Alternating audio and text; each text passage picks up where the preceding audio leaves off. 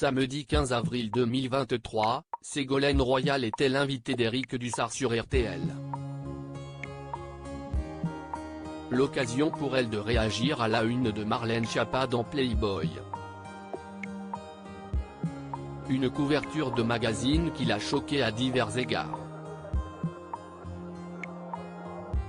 Samedi 8 avril 2023, les Français découvraient Marlène Schiappa en une du célèbre magazine Playboy.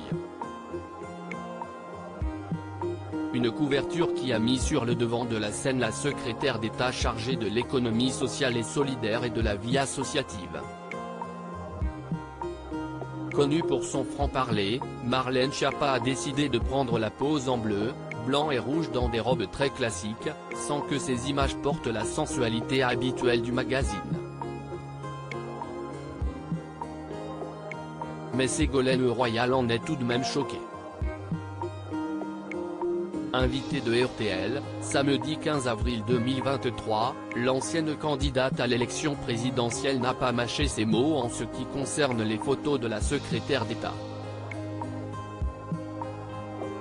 Ce qui semble choquer l'ancienne compagne de François Hollande, s'y est notamment l'usage des couleurs emblématiques de la France, je désapprouve pour plusieurs raisons. D'abord parce qu'il y a eu l'utilisation du drapeau français, je trouve ça un peu décalé.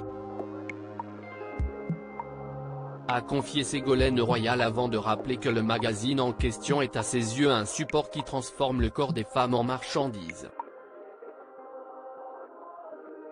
Les tenues très habillées de Marlène Schiappa, comme l'a rappelé l'animateur de RTL, Éric Dussart, n'ont pas amoindri le choc de Ségolène Royal. Oui, mais enfin, le fait même de dire « non, mais rassurez-vous elle n'est pas toute nue ». Non mais oh, si est du délire là. Non mais allô la terre, là. Où on est.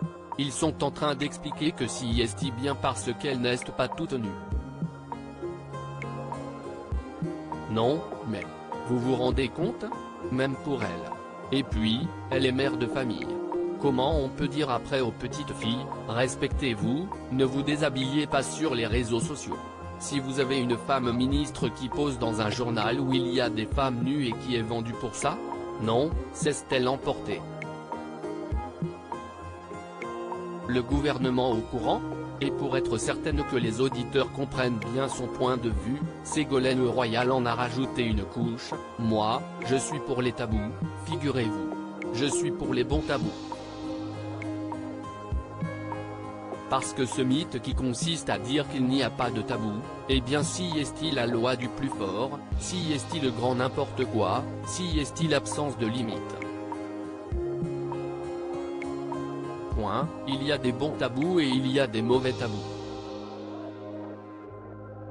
Et celui-là, si est un bon tabou, le fait de dire non, je ne vais pas dans un journal qui vend le corps des femmes comme une marchandise.